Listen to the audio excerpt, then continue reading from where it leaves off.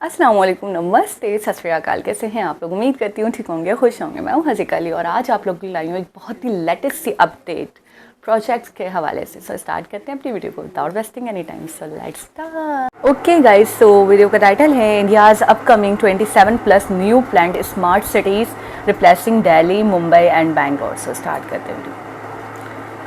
India में आज 4000 से ज्यादा छोटे बड़े शहर है और इसमें से 300 से ज्यादा सिटीज ऐसी है जहां 1 लाख से ज्यादा की पॉपुलेशन है। वही 50 से ज्यादा सिटीज ऐसी है जहां पर 10 लाख से ज्यादा लोग रहते हैं। इसके अलावा दिल्ली, मुंबई, कोलकाता जैसे शहरों में सबसे ज्यादा लोग रहते हैं। डेटा के अकॉर्डिंग दिल्ली में आज 33.8 मिलियन लोग रहते हैं और मुंबई में 21.7 मिलियन, कोलकाता में 15.6 मिलियन लोग रहते हैं, वहीं बैंगलोर में 14 मिलियन लोग रहते हैं और चेन्नई में 12 मिलियन। और ये सब मैं आपको इसलिए बता रहा हूँ कि इंडिया में इतनी सारी सिटीज होने के बावजूद भी हमारे पास कोई भी ऐसा शहर नहीं है जिसको हम वर्ल्ड क्लास सिटी बोल सके। इंडिया में जनरली सिटीज को अलग अलग कैटेगरी में डिवाइड किया जाता है, इसमें tier 1, tier 2, tier 3 and tier 4 cities शामिल है। और ये कैटेगरी जो है वो डिसाइड होती है किसी भी शहर की पॉपुलेशन, इंफ्रास्ट्रक्चर, इकोनॉमी, एक्टिविटी पर। फॉर एग्जांपल टियर 1 सिटीज वो होती है जिसकी पॉपुलेशन 1 लाख से ज्यादा हो, बेहतर इंफ्रास्ट्रक्चर एंड इकोनॉमी हो, जिसमें दिल्ली एंड एनसीआर, हैदराबाद, कोलकाता, मुंबई, बेंगलुरु, अहमदाबाद, पुणे जैसे शहर है। टियर 2 सिटीज में अमृतसर, भोपाल, भुवनेश्वर, चंडीगढ़, फरीदाबाद, गाजियाबाद, लखनऊ, नागपुर, पटना, सूरत, विशाखापट्टनम जैसे काफी शहर है। टियर 3 सिटीज के अंदर अगर हम देखें तो उसमें रुड़की, इटावा, होसूर, गांधीनगर, उदयपुर, मेरठ, विजयवाड़ा, नासिक जैसे काफी शहर है। वही टियर 4 में गंगटोक, कल्याणी, कासगंज जैसे छोटे शहर है। लेकिन ये सभी शहर अपने यूनिक चैलेंजेस फेस कर रहे हैं आज के टाइम में, जिसमें pollution, over population, lack of basic amenities, waste management जैसी काफी इंपोर्टेंट चीजों में आज इंडियन सिटीज लैक करती है,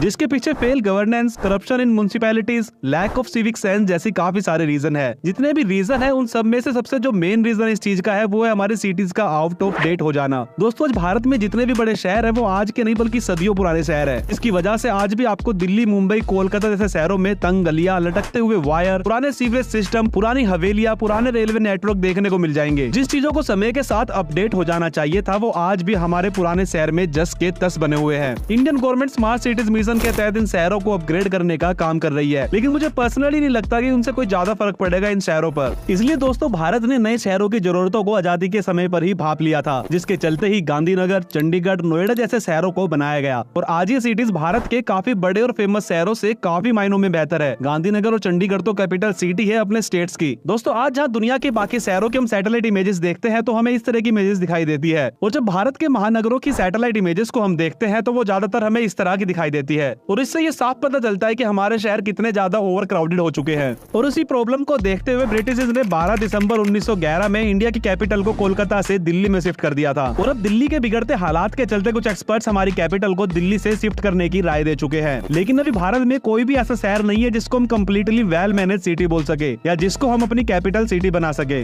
वर्ल्ड बैंक ग्रुप के एक रिपोर्ट में बताया गया कि 2036 तक 600 मिलियन लोग भारत के अर्बन एरियाज में रहने लगेंगे, जिनके रहने के लिए जरूरी इंफ्रास्ट्रक्चर बनाने के लिए $840 बिलियन की इन्वेस्टमेंट की जरूरत भारत को पड़ेगी। अगर इंडिया अर्बन एरियाज में बढ़ती हुई पॉपुलेशन से निपटना चाहता है तो भारत को हर साल अपनी जीडीपी का 1.2% अपने अर्बन इंफ्रास्ट्रक्चर पर खर्च करना होगा। आज पूरे देश में उत्तर प्रदेश एक ऐसा स्टेट है जिसने सबसे ज्यादा स्पेंड किया है अपने इंफ्रास्ट्रक्चर पर 2019 से लेके फाइनेंशियल ईयर 2023 तक। लेकिन ये डेटा इसलिए भी हाई हो जाता है कि उत्तर प्रदेश सबसे ज्यादा आबादी वाले राज्यों के साथ साथ साइज के अकॉर्डिंग भी बड़ा राज्य है। साइज एंड पॉपुलेशन के लिहाज से देखे तो उत्तर प्रदेश भले ही सबसे ज्यादा स्पेंड कर रहा हो, लेकिन वो काफी नहीं है। आने वाले कुछ सालों में भारत को बड़े स्केल पर residential, industrial and commercial smart cities की जरूरत पड़ने वाली है। और आज भारत काफी सारे नए स्मार्ट सिटीज बिल्कुल स्क्रैच से डेवलप कर रहा है, जो हम एक एक करके अपनी इस वीडियो में जानेंगे। दरअसल दोस्तों, इन नए शहरों को एग्जिस्टिंग सिटीज के नियर बाय ही डेवलप किया जाएगा ताकि इन सिटीज को अच्छे से फंक्शनल करने में कोई परेशानी ना आए। नंबर 1 पे है KHIR सिटी कर्नाटका। KHIR मतलब knowledge, health, innovation and research cities. दोस्तों, जरा सोचिए, भारत में एक ऐसा शहर होगा जहाँ पर automobile, semiconductor, aerospace, large scale industries, universities, research institute, hospital सभी एक साथ वेल मैनेज होंगे। इसी तरह के शहर के सपने को पूरा करने के लिए 2000 एकड़ में कर्नाटका गवर्नमेंट बेंगलोर से केवल 60 किलोमीटर दूर इस शहर का निर्माण कर रही है। फर्स्ट फेज में इस सिटी को 500 एकड़ में बनाया जाएगा और फ्यूचर में इसको 5000 एकड़ तक एक्सपेंड किया जाना है। ये सिटी स्टार्टिंग फेज में ही 40,000 करोड़ की इन्वेस्टमेंट को अट्रैक्ट करेगी, जो 80,000 से ज्यादा न्यू जॉब्स क्रिएट करेगी। अब सवाल आता है, आखिर इस शहर को बनाने की जरूरत क्यों पड़ी? दरअसल इंडिया के सिलिकॉन वैली बैंगलोर पर बर्डन दिन प्रतिदिन बढ़ता जा रहा है और इसी बढ़ते हुए बर्डन को थोड़ा स्मूथ करने के लिए और फ्यूचर को देखते हुए कर्नाटका को एक ब्रांड न्यू प्लान सिटी की नीड काफी समय से है, इसलिए गवर्नमेंट ने इस प्रोजेक्ट को लॉन्च किया है। ये प्रोजेक्ट दोस्तों बैंगलोर और कर्नाटका की जीडीपी को न्यू हाइट्स तक ले जाने की क्षमता रखता है। नंबर 2 पे है फ्यूचर सिटी तेलंगाना। दोस्तों हैदराबाद, सिकंदराबाद और साइबराबाद के बाद अब तेलंगाना को मिलने वाला है नया शहर, जिसको नाम दिया गया है फ्यूचर सिटी तेलंगाना। आप सभी लोग जानते हो हैदराबाद जो एक फार्मा हब है इंडिया का, एंड हेल्थ टूरिज्म भी हैदराबाद में काफी पीक पर है। और आपको ये भी पता होगा पिछली गवर्नमेंट ने यहाँ पर एक फार्मा सिटी बनाने का प्रपोजल रखा था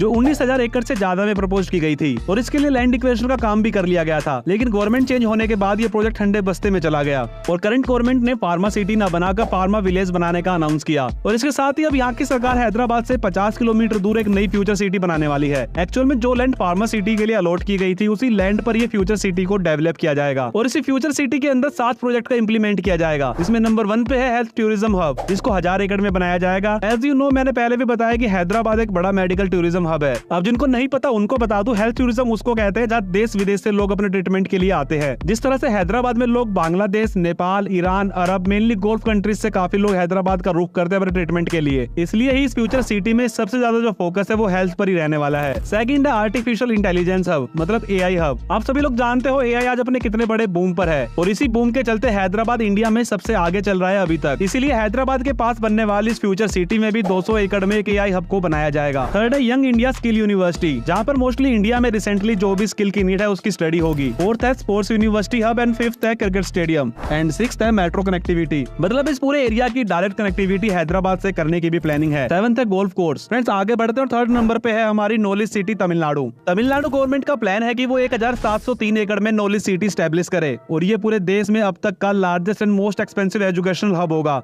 जिसको तमिलनाडु के तिरुवल्लर डिस्ट्रिक्ट में स्टैब्लिश किया जाना है। अब कुछ लोग ये सोच सकते हैं कि ये केवल एक एजुकेशनल हब है, लेकिन ये प्रोजेक्ट पूरे डिस्ट्रिक्ट को ट्रांसफॉर्म करने की कैपेसिटी रखता है। इतने बड़े एजुकेशनल हब के स्टैब्लिश होने के बाद पूरे एरिया में इन्वेस्टमेंट तेजी से इंक्रीज होगी, क्योंकि ये एजुकेशनल हब घर होगा ग्लोबल यूनिवर्सिटीज का और रिसर्च एंड डेवलपमेंट का। रिपोर्ट्स के अकॉर्डिंग ये प्रोजेक्ट सस्टेनेबल सोशल लिविंग को प्रमोट करेगा, साथ ही 1 लाख से ज्यादा लोगों के लिए जॉब भी जनरेट होगी। इतनी बड़ी एजुकेशनल सिटी अगर इस एरिया में सेटअप होती है तो वहाँ रहने के लिए लोगों को घर भी चाहिए होंगे, जिससे कि रियल एस्टेट की डिमांड तेजी से इंक्रीज होगी और ऑफिस स्पेसेस की डिमांड भी इंक्रीज हो जाएगी एंड ओवरऑल पूरा रीजन इस चीज से ट्रांसफॉर्म हो जाएगा। नंबर 4 पे है new Chandigarh. Friends new Chandigarh एक प्लान स्मार्ट सिटी है पंजाब के मोहाली शहर में और ये ऑलरेडी तेजी से ग्रो हो रहा है। इस पूरे नए शहर को greater Mohali area development authority द्वारा डेवलप किया जा रहा है। इस सिटी के 806 एकड़ एरिया में eco city 1 and eco city 2 नाम से टाउनशिप भी डेवलप हो रही है। इसके अलावा इस शहर के अंदर 1700 एकड़ के अंदर एक एजुकेशनल सिटी भी डेवलप की गई है, जिसमें काफी सारी यूनिवर्सिटीज एंड एजुकेशनल इंस्टीट्यूट शामिल है। चूंकि इस शहर को चंडीगढ़ के पास ही डेवलप किया जा रहा है, इसलिए ऑलरेडी यहाँ पे काफी सारी डेवलपमेंट जो है वो हो चुकी है और काफी तेजी से अब ये शहर ग्रो कर रहा है। इस सिटी के अंदर 5 स्टार होटल से लेके स्पोर्ट कॉम्प्लेक्स शामिल है। इस पूरे शहर को 6 लेन हाईवे के जरिए चंडीगढ़ एयरपोर्ट से भी कनेक्ट किया जा रहा है। साथ ही फ्रेंड्स न्यू चंडीगढ़ में एक 100 बेड का 50 एकड़ में मेडिसिटी हॉस्पिटल भी अंडर कंस्ट्रक्शन है। ओवरऑल नए चंडीगढ़ जल्द एक मेट्रो ऑप्शन बनने वाला है चंडीगढ़ एंड मोहाली वालों के लिए। नंबर 5 पे है मैट सिटी हरियाणा। हरियाणा के झज्जर डिस्ट्रिक्ट में गुरुग्राम के पास मुकेश अंबानी की रिलायंस अपनी proper private greenfield city develop कर रही है, वो भी 8000 एकड़ जमीन के अंदर। अभी तक इस सिटी के लैंड इक्वेशन एंड इंफ्रास्ट्रक्चर के फर्स्ट फेज में 8800 करोड़ रुपए खर्च हो चुके हैं और अभी तक इस सिटी के अंदर 5 इंडस्ट्रियल सेक्टर और 3 पॉकेट एंड रेसिडेंशियल प्लॉटेड भी रेडी हो चुके हैं। फ्रेंड्स मैं ये मानता हूँ आपने काफी सुना होगा ग्रीनफील्ड स्मार्ट सिटीज के बारे में, लेकिन इस मैट सिटी के बारे में जितनी कम बातें होती है उतनी ही कमाल की ये सिटी होने वाली है, क्योंकि मैंने खुद यहाँ पर विजिट किया है। ऑलरेडी इतने बड़े ग्लोबल इन्वेस्टर यहाँ इन्वेस्ट कर चुके हैं, जिसमें सुजुकी, पैनासोनिक, हमदर्द ग्रुप जैसे बड़े नाम भी शामिल है। साथ ही 450 से ज्यादा top national and international corporation अपनी यहाँ प्रेजेंस दे चुके हैं और ऑलरेडी यहाँ पर 25 से 50,000 इंडिविजुअल्स के लिए जॉब भी जनरेट हो चुकी है। क्योंकि रिलायंस ने जो लोकेशन सिलेक्ट की है ना, वो काबिल तारीफ है, क्योंकि इस पूरी सिटी को केएमपी एक्सप्रेसवे के इर्द गिर्द ही डेवलप किया गया है। NH9, NH48, NH71 and NH10 से भी वेल कनेक्ट है। कोई माने या इस बात को ना माने, लेकिन इंडस्ट्री एंड रेसिडेंस के लिहाज से मैट सिटी आज नॉर्थ इंडिया में fastest growing greenfield smart city है। जिन सिटीज को गवर्नमेंट ऑफ इंडिया डेवलप कर रही है, वहाँ 15 साल में जितना काम हुआ है उससे 4 गुना ज्यादा काम या पिछले कुछ सालों में हो चुका है। नंबर 6 पे नेक्स्ट प्रोजेक्ट भी फ्रेंड्स हरियाणा से है, ग्लोबल सिटी गुरुग्राम। हरियाणा की आर्थिक राजधानी कहे जाने वाले गुरुग्राम में इंडिया के फर्स्ट अर्बन एक्सप्रेसवे के पास जल्द आपको हरियाणा का एम्बिशियस प्रोजेक्ट ग्लोबल सिटी देखने को मिलेगा। इस पूरे प्रोजेक्ट को 1800 एकड़ में डेवलप किया जाएगा, जो अभी की एग्जिस्टिंग गुरुग्राम सिटी के बाहर की तरफ होगा। पूरी ग्लोबल सिटी का जो पूरा रीजन है वो अकेले ही 15 बिलियन की इन्वेस्टमेंट अट्रैक्ट कर सकता है।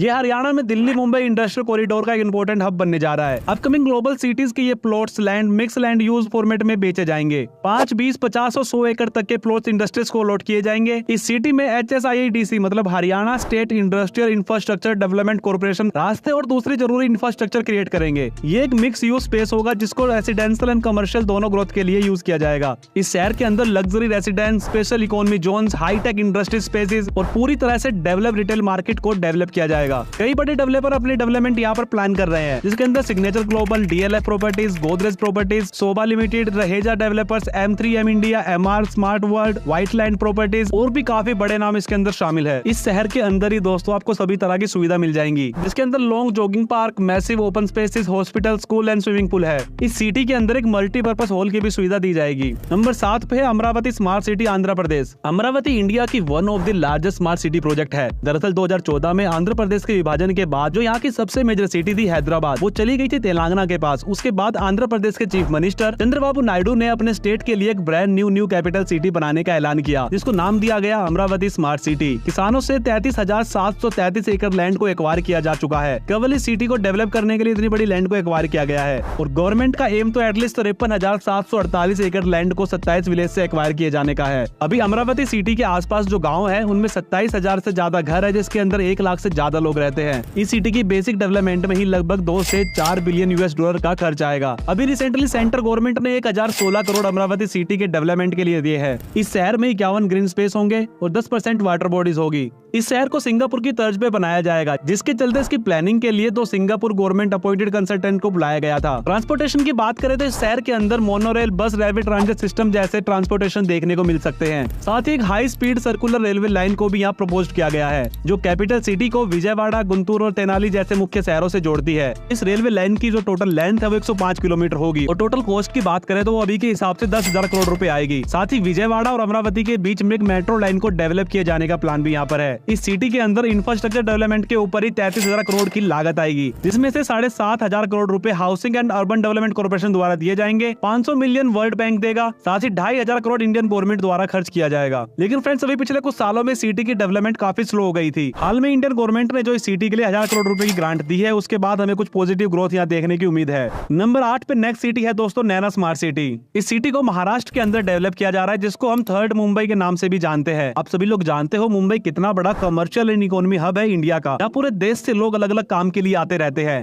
मुंबई ना सिर्फ इंडिया का बल्कि वर्ल्ड की लार्जेस्ट एंड रिचेस्ट सिटीज में से एक है, जिसके चलते ही मुंबई की पॉपुलेशन तेजी से ग्रो हो रही है। और इसी प्रॉब्लम के सोल्यूशन के लिए 1980 में नवी मुंबई को डेवलप किया गया था, ताकि मुंबई के ऊपर प्रेशर को कम किया जा सके, क्योंकि ऑलरेडी मुंबई 3 साइड से समुद्र से घिरा हुआ है, तो एक्सपेंड करने के लिए ज्यादा लैंड भी नहीं है। और ऐसे में नवी मुंबई गेम चेंजर साबित हुआ, ना सिर्फ मुंबई बल्कि पूरे महाराष्ट्र के लिए। और इसी सक्सेस की तर्ज पे अब थर्ड मुंबई मतलब नैना स्मार्ट सिटी को डेवलप किया जाएगा और इस सिटी को मुंबई के न्यू इंटरनेशनल एयरपोर्ट के पास ही डेवलप किया जा रहा है। इस सिटी के नाम की फुल फॉर्म में भी यही है, Navi Mumbai airport influence notified area मतलब नैना स्मार्ट सिटी। और इस शहर को एयरपोर्ट से 25 किलोमीटर के रेडिएशन में बनाया जाएगा, जो रफली 600 स्क्वायर किलोमीटर के एरिया को कवर करेगा। और ये भी कंप्लीट होने के बाद one of the biggest smart city होगी इंडिया की। इस सिटी को लगभग 170 विलेज की लैंड पे डेवलप किया जाएगा और जो ये नई सिटी है वो एक educational, trading, information technology, service, medical and real estate का हब होने वाला है। इन सब के अलावा भी इस सिटी में मुंबई की भीड़ भाड़ से दूर नए इंफ्रास्ट्रक्चर के साथ में बेसिक चीजें होंगी। साथ ही इस नई सिटी को ओल्ड मुंबई के साथ मेट्रो से भी कनेक्ट करने की उम्मीद है। नंबर 9 पे नेक्स्ट सिटी होगी Dholera smart city Gujarat. Friends India की स्मार्ट सिटी की बात हो और धोलेरा की बात ना वैसे संभव नहीं है। इस ग्रीनफील्ड इंडस्ट्रियल प्लान सिटी को गुजरात के धोलेरा में बनाया जा रहा है और ये हमारे प्राइम मिनिस्टर का ड्रीम प्रोजेक्ट है। जब वो गुजरात के चीफ मिनिस्टर थे तब से ये गुजरात के अहमदाबाद से लगभग 100 किलोमीटर दूर है। इस सिटी का टोटल एरिया होगा 920 स्क्वायर किलोमीटर, जो अपने आप में सबसे बड़ी स्मार्ट सिटी होगी एक बार कंप्लीट होने के बाद। इस सिटी को government of India and Gujarat दोनों मिलकर डेवलप कर रहे हैं और इस सिटी के सक्सेस के चांस इसकी स्ट्रेटेजिक लोकेशन पर भी डिपेंड है,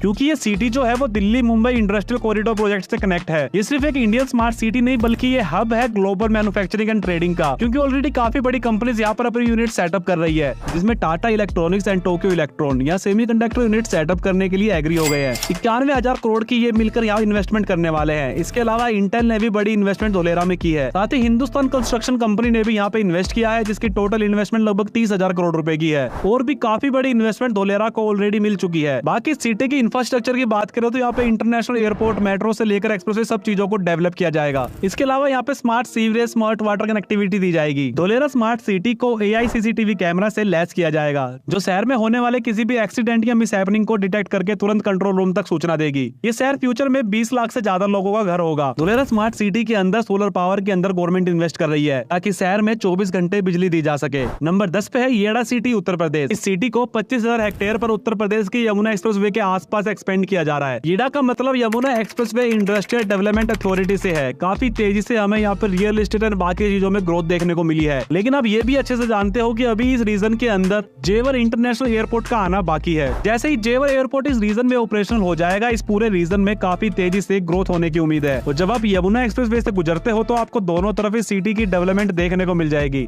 ये नई city mainly industrial, economy and real estate का हब होने वाली है। कनेक्टिविटी की बात करें तो फ्यूचर में आपको यहाँ मेट्रो एंड RRTS देखने को मिल सकती है। इसके अलावा इस सिटी के पास से Delhi Varanasi bullet train corridor भी गुजरने की उम्मीद है। नंबर 11 पे है Amrit gig city Assam. Friends, north east की फर्स्ट नई world class integrated business city होगी, जिसको आसाम के गुवाहाटी शहर के नजदीक बनाया जाएगा। इस सिटी को मॉडर्न इंफ्रास्ट्रक्चर के बेस पे डिजाइन किया जाएगा, जिसके अंदर smart transportation, waste management, energy efficient building होगी। इस पूरे नए शहर को 1000 एकड़ में प्लान किया गया है। इस सिटी को 2022-23 के बजट में असम गवर्नमेंट की तरफ से अनाउंस किया गया था। इस सिटी के अंदर IT, tourism, health care and education सबके डेडिकेटेड जोन होंगे और इस सिटी के अंदर काफी सारी नेशनल एंड इंटरनेशनल कंपनीज की इन्वेस्टमेंट अट्रैक्ट करने की उम्मीद है। इस स्मार्ट सिटी बस एक स्मार्ट सिटी नहीं है, बल्कि नॉर्थ ईस्ट के लोगों के लिए उनके घर में ही बड़ा क्रूशियल रोल प्ले करेगी, बेहतर जॉब, बेहतर हॉस्पिटल के साथ तमाम सुविधा देने के लिए। इस सिटी के 2030 तक रनिंग में आने की उम्मीद है। नंबर 12 पे है ओरिक सिटी महाराष्ट्र। फ्रेंड्स, ये भी एक ग्रीनफील्ड स्मार्ट सिटी है महाराष्ट्र में, जो दिल्ली मुंबई इंडस्ट्रियल कॉरिडोर का हिस्सा होगी, धुलेरा स्मार्ट सिटी की तरह। इस सिटी को 10,000 एकड़ में महाराष्ट्र के औरंगाबाद के पास डेवलप किया जा रहा है। ये एक प्योर इंडस्ट्रियल सिटी है जिसमें 60% ऑफ द लैंड सिर्फ इंडस्ट्रीज के लिए यूज होगी, जिसके अंदर textile, food, defence, engineering and electronic जैसी तमाम इंडस्ट्रीज होगी। बाकी बची हुई 40% लैंड यहाँ पे residential, commercial and other purpose के लिए इस्तेमाल की जाएगी। इस सिटी को फिलहाल महाराष्ट्र इंडस्ट्रियल टाउनशिप लिमिटेड द्वारा मैनेज किया जाएगा। एक्चुअल में गवर्नमेंट का फोकस इस पूरी बेल्ट को ऑटोमोबाइल एंड इंजीनियरिंग हब बनाने का है। नंबर 13 पे है gift city Gujarat. Gujarat international finance tax city एक under construction smart city project है गुजरात गवर्नमेंट का,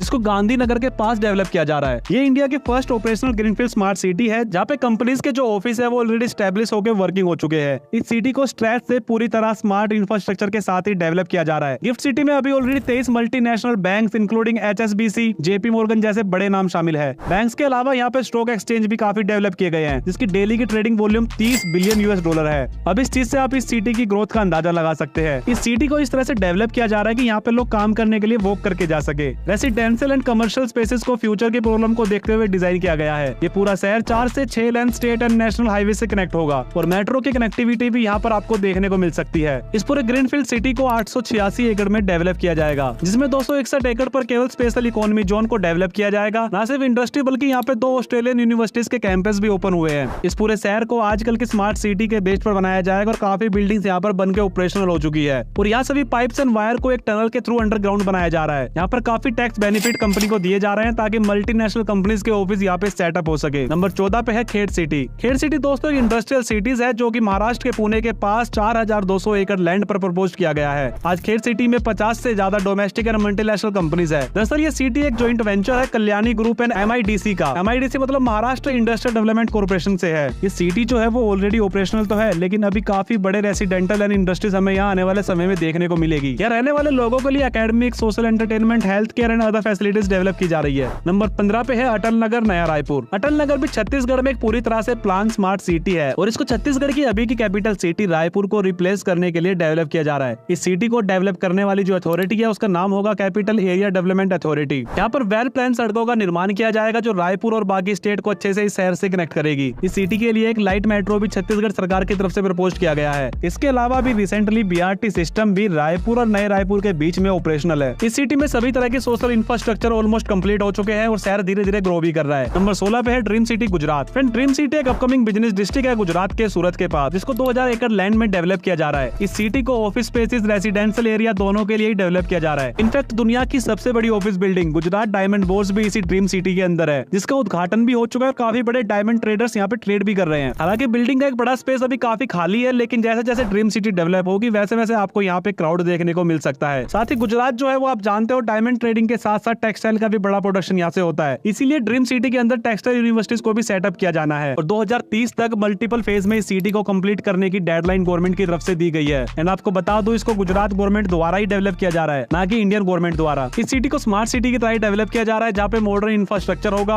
और एक ही जगह पर ऑफिस, रेसिडेंशियल, यूनिवर्सिटी सेटअप किए जाएंगे। अभी सूरत से ड्रीम सिटी के बीच में एसी बसेस चलाई जा रही है एंड इन फ्यूचर यहाँ पे आपको मेट्रो भी देखने को मिल सकती है। अब जानते हैं स्टेट वाइज न्यू सिटीज या फिर न्यू इंडस्ट्रीज एरियाज जो इंडिया में डेवलप किए जा रहे हैं। हिमाचल प्रदेश के अंदर ग्रेटर शिमला एक बड़ा प्रोजेक्ट, इसको रेसिडेंटल एंड कमर्शियल के लिए डेवलप किया जा रहा है। उत्तराखंड के अंदर सहारनपुर स्मार्ट सिटी भी एक बड़ा प्रोजेक्ट है जिसको स्मार्ट इंफ्रास्ट्रक्चर के साथ डेवलप किया जा रहा है। केरला के अंदर भी एक टेक्नो पार्क नाम से एरिया डेवलप किया जा रहा है जिसको स्पेशल IT एंड रेसिडेंस के लिए डेवलप किया जा रहा है। बिहार के अंदर पाटलिपुत्र इंडस्ट्रीज एरियाज भी काफी तेजी से ग्रो हो रहा है। आसाम के अंदर अमीन को स्मार्ट इंडस्ट्रियल टाउनशिप को डेवलप किया जा रहा है जो कि गुवाहाटी के नजदीक होगा और यहाँ पे इंडस्ट्रियल रेसिडेंशियल दोनों को ही डेवलप किया जाएगा। ऐसे ही वेस्ट बंगाल के अंदर न्यू टाउन को भी डेवलप किया गया है। इसके अंदर रेसिडेंशियल, कमर्शियल, इंडस्ट्रियल सभी तरह की चीजें शामिल है। और वेस्ट बंगाल के इस न्यू टाउन के अंदर ही आपको एक बड़ा प्रोजेक्ट देखने को मिल जाता है जिसको बंगाल सिलिकॉन वैली के नाम से जाना जाता है। ये बंगाल का सबसे बड़ा प्रोजेक्ट है जो स्पेशली IT सेक्टर की कंपनीज के लिए डेवलप किया जा रहा है। IT के अलावा यहाँ पर data centre, e-commerce, AI, R&D and telecom जैसी चीजों पर ध्यान दिया जाएगा। ये पूरा जो बंगाल सिलिकॉन वैली है वो 1 लाख से ज्यादा जॉब प्रोड्यूस करने की क्षमता रखता है और इसमें 1 ट्रिलियन रुपीज की इन्वेस्टमेंट का भी अनुमान है। इसी तरह का एक प्रोजेक्ट उड़ीसा में देखने को मिलता है जिसको इन्फो वैली नाम दिया गया है और ये भी एक IT park and residential project है जिसको भुवनेश्वर के पास डेवलप किया जा रहा है।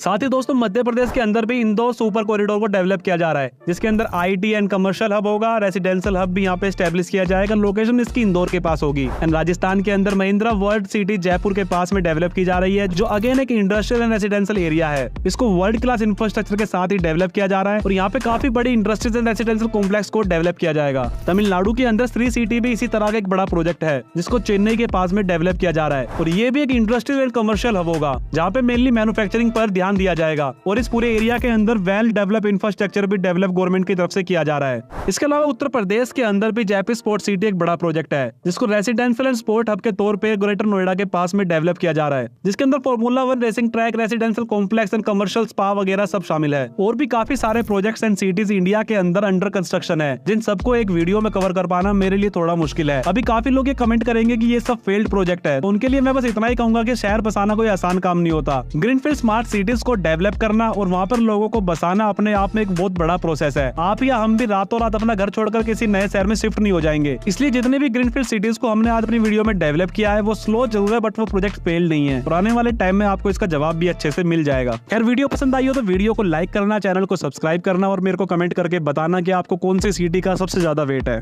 बहुत बहुत बहुत आला, क्या बात है, मज़ा आ गया। मतलब कौन सा स्टेट ऐसा नहीं है जहाँ पे स्मार्ट सिटीज़ नहीं बनाए जा रहे। अच्छा, सिटी का बर्डन कम करने के लिए अगर मैं बहुत सादा लैंग्वेज में बताऊँ तो सिटी, किसी भी सिटी का, किसी भी बिजी सिटी का, किसी भी बहुत पॉपुलेटेड सिटी का बर्डन कम करने के लिए स्मार्ट सिटी को बनाया जा रहा है। ठीक है, और स्मार्ट सिटी के अंदर हर सुविधा को रखा जा रहा है, हर टेक्नोलॉजी को रखा जा रहा है। अच्छा, कुछ स्मार्ट सिटीज़ को स्पेसिफिक नाम है जैसे कि टेक्नो पार्क, तो अब उसके वहाँ पे मतलब उसके नाम से पता चल रहा है कि टेक्नोलॉजी को बहुत ज़्यादा प्रवान चढ़ाया जाएगा। ठीक है, रेजिडेंसी भी होगी लेकिन टेक्नोलॉजी बहुत ज़्यादा हो। इसी तरीके से कोई सिटी है उसको ग्रीन फील्ड सिटी बनाया जा रहा है, यानी कि वहाँ पे वातावरण का बहुत ख्याल रखा जाएगा। वहाँ पे जैसे इसके अंदर ढोलरा सिटी में बताया गया कि सोलर लगाया जा रहा है ताकि इलेक्ट्रिसिटी का कोई मसला, कोई प्रॉब्लम ना हो आवाम को और सोलर के थ्रू इलेक्ट्रिसिटी फराहम किया जा सके।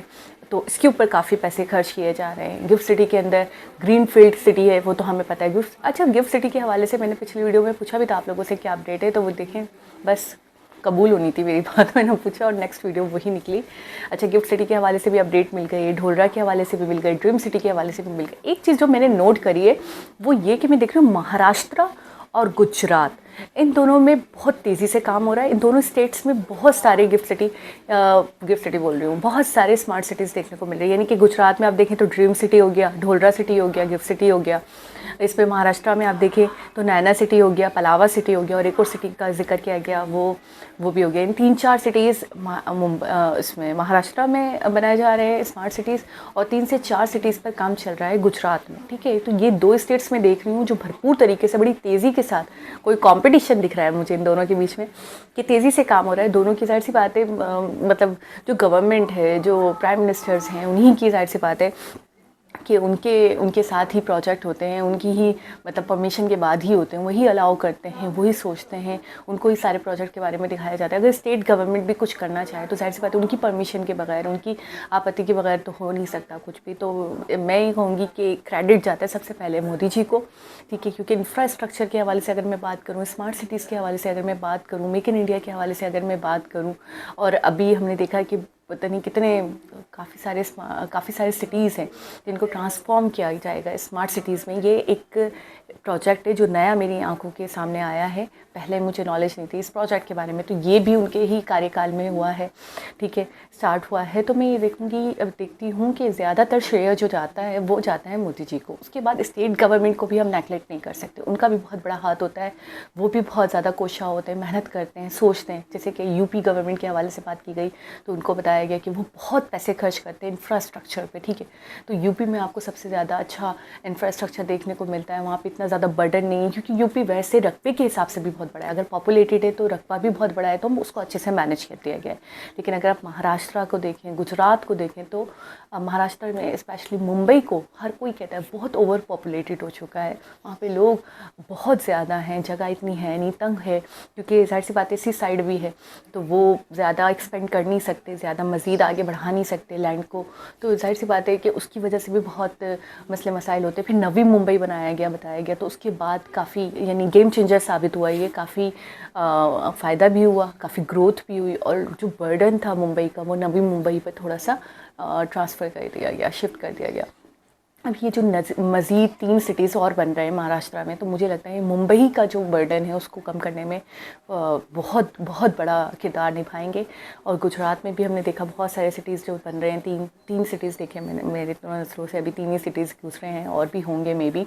अच्छा, बहुत सारे प्रोजेक्ट को उन्होंने ऐसी जल्दी बता दिया, मतलब उसकी इतनी डिटेल्स नहीं दी, और उन्होंने कहा वो भी बहुत बड़े बड़े प्रोजेक्ट हैं। एक प्रोजेक्ट बताया था उन्होंने, एक स्मार्ट सिटी बताया उन्होंने, जिसमें कहा मोनो रेल चलेगी, सर्कुलर रेलवे होगा।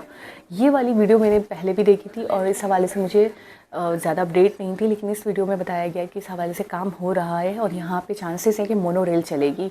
तो ये देखिए आप कि हर चीज़ एडवांस से एडवांस, हर चीज़ आगे से आगे, बहुत बड़ी चीज़ है। बहुत कमाल की बात है कि इसके ऊपर इन्वेस्टमेंट हो रही है, सही लोग सही जगह पर इन्वेस्टमेंट कर रहे हैं। सबसे बड़ी चीज़ ये होती है कि आपकी गवर्नमेंट पे जो लोग हैं वो आपके कंट्री से मुखलिस हों, ठीक है, सब कुछ वो अपनी जेबों में ना डालें, सब कुछ का गबन करके भागना चाहे, वो ऐसे हों, लंदन यूके में ना जाके बैठे, वो ऐसे हों जो आवाम का जो पैसा है, जो आवाम से जो वो टैक्स लेते हैं, वो सही जगह पे लगाएं। ये बहुत ज़रूरी है, इससे मुल्क तरक्की करता है, ठीक है। अब आप देखें कि स्टेट गवर्नमेंट अलग कोशा है, और प्राइम मिनिस्टर जो है, जो फेडरल गवर्नमेंट है हम कहते हैं, वो अलग कोशा है। तो यानी सब अपने अपने किरदार को अच्छे से बखूबी निभा रहे हैं। सेंट्रल गवर्नमेंट अपनी जगह काम कर रही है, तो सब जब अपनी जगह पे काम करते हैं, तो फिर फॉरेनर्स हैं वो ही कहते हैं कि जी हमारे मुल्क या हमारी सिटीज़ क्या है इंडिया के सामने। बहुत बड़ी चीज़ होती है, बहुत बड़ा क्रेडिट होता है कि एक फ़ॉरेनर ये बात कह दे। पिछले दिनों भी मैंने एक वीडियो देखी कि फ़ॉरेनर कह रहा था कि इंडिया की जैसी इमेज हमारे ऊपर है, अब वैसा इंडिया नहीं है, इंडिया बहुत एडवांस्ड है, इंडिया बहुत आगे जा चुका है, हम इंडिया को बहुत रॉन्गली लेते हैं। तो ये बहुत बड़ी बात है, बहुत कमाल की बात है। ये सारी चीज़ ये जो क्रेडिट है, ये जाता है आप लोगों के नेताओं को, आप लोगों के मिनिस्टर्स को, जो मुल्क को इतना आगे लेके जा रहे हैं, जो मुल्क में इतनी एडवांसमेंट ला रहे हैं, टेक्नोलॉजी ला रहे हैं। AI हब बन रहा है, बड़ी बात है। हैदराबाद को कह रहे हैं कि वहाँ पे आर्टिफिशियल इंटेलिजेंस का काफ़ी वो है काफ़ी ज़ोर शोर है, काफ़ी हब है एक तरीके से। अब जो स्मार्ट सिटी बनेगा हैदराबाद का बर्डन कम करने के लिए, तो वो AI हब होगा वहाँ पे, और काफ़ी पता नहीं कितने एकड़ की जो ज़मीन है, बताया गया कि उसको एक्वायर किया गया है सिर्फ AI हब के लिए, 200 एकड़ आई थी। तो बहुत बड़ी चीज़ है कि हर चीज़ को मद्देनज़र रखा जा रहा है। अच्छा, हर जगह मैं देख रही हूँ एडवांस इंफ्रास्ट्रक्चर, ग्रीनफील्ड सिटी होगा, यानी वातावरण का इतना ख्याल रखा जा रहा है। एजुकेशन हब, यूनिवर्सिटीज़ बन रही हैं, एजुकेशनल हब बन रहे हैं, वो स्किल्स, वो चीज़ें जिनकी ज़रूरत है इंडिया को, जिस पे स्टडी करने की ज़रूरत है, उनके हब बन रहे हैं, उन स्किल्स को के ऊपर रिसर्च होगी, उन यूनिवर्सिटीज़ में सिखाया जाएगा, तो ये अपने आप में बहुत बड़ी बात है। मैं सैल्यूट करती हूँ ऐसे प्रोजेक्ट्स को। जल्दी से आने वाले वक्तों में कंप्लीट हो जाए। 1-2 प्रोजेक्ट्स की तो डेडलाइन 2030 है, तो यानी कि जल्दी देखने को मिलेंगे हमें। दोबारा किसी और वीडियो के साथ आपसे मुलाकात होगी। जब तक अपना बहुत सारा ख्याल रखें और कोई भी अपडेट आए स्मार्ट सिटी के हवाले से तो मुझे सजेस्ट कीजिएगा, वो वीडियो मुझे इनबॉक्स कर दिया करें, ठीक है। तो दोबारा किसी और वीडियो के साथ आपसे मुलाकात होगी। जब तक अपना बहुत सारा ख्याल रखें। अल्लाह हाफ़िज़।